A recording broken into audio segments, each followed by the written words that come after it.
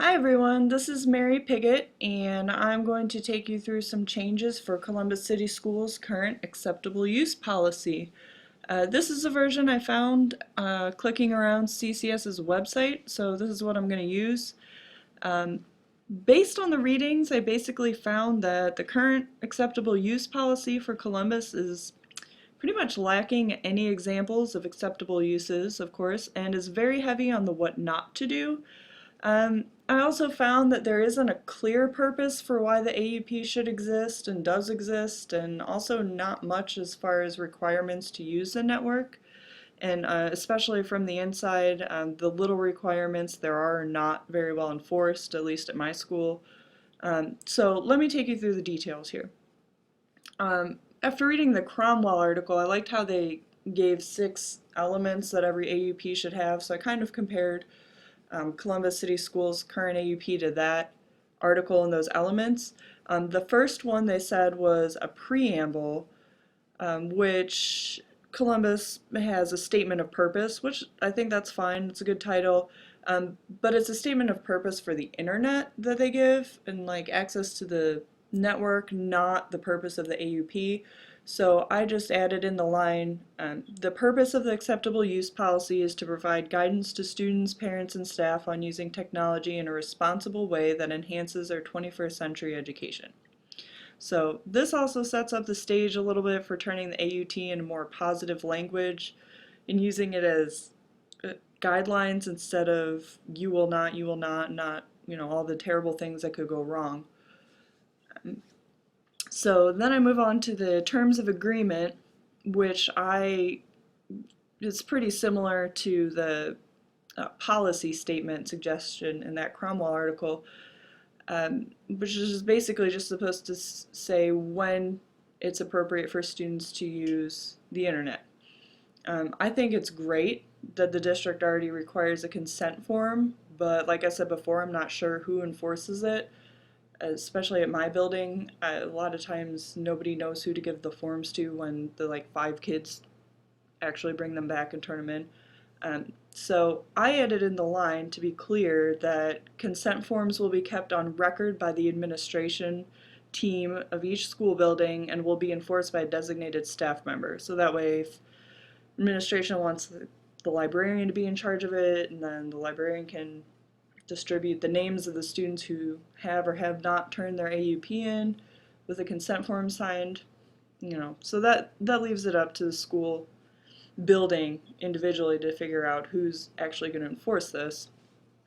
And then also I liked, a lot of the readings they talk about a course on internet safety and things like that, and so I thought that was an important thing that I would love to see Columbus do.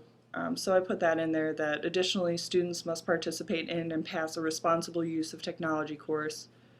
A lot of my students just don't understand the consequences of some of the things they post. So I would like formal instruction on what to do and what not to do on the internet. I think would really benefit them in and out of the classroom. So from here on out, if you scroll ahead on the AUP here, you see rules, you see internet safety, no user, no third party, do not, bold letters. Formatting got a little messed up here when I switched it to Word. Do not, do not, do not, do not. It talks about cyberbullying. So from here on out, it's all sanctions and violations and rules, which is good. It's fine. Up here, like I said, they go into cyberbullying and they say what to do if you're victimized or if you see it happening. They go into privacy a lot and safety and how to protect your identity. So I think the unacceptable use is very clearly laid out. They go into great detail about the things you should not do.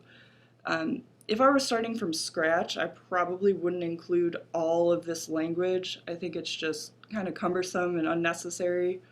But since it's here, it's fine. Have it on record, that's okay. they go into violations and say towards the end here in the due process section, um, anybody all the students can be expelled and staff can be terminated, which is fine. It blankets all the possible punishments because those are the worst. Um, if it were a smaller district or if it was an AUP just for one school, I think I would put more specific consequences. But every school has different problems, so the suspension might not be necessary in one school, but in a detention would be fine. Whereas it's different in every school. So for a big district like Columbus, I think this is fine. It covers everyone. Leaves discretion up to the building based on circumstances. Um, so that's fine. So basically, Columbus has done a great job with all the negative, bad stuff. Um, but I'm going to take you back up to the top for where I plugged in all the acceptable uses that they didn't have. So here, I just added in a few acceptable uses. I mentioned using technology for educational purposes. What else did I say here? Reporting any misuse of equipment, protecting the identity of yourself and others, communicating with teachers and keeping passwords private, reporting any inappropriate activity online, using technology when it's appropriate. Just examples of the good things that can come out of using the internet. So it's just like, kind of glimmer of hope there. Adding the positive language in, it's not all doom and gloom. But that's basically it. So, just clarify a few things, give a few more requirements, and add the positive language and clean it up a bit. And that's it. So thanks for tuning in and have a great night.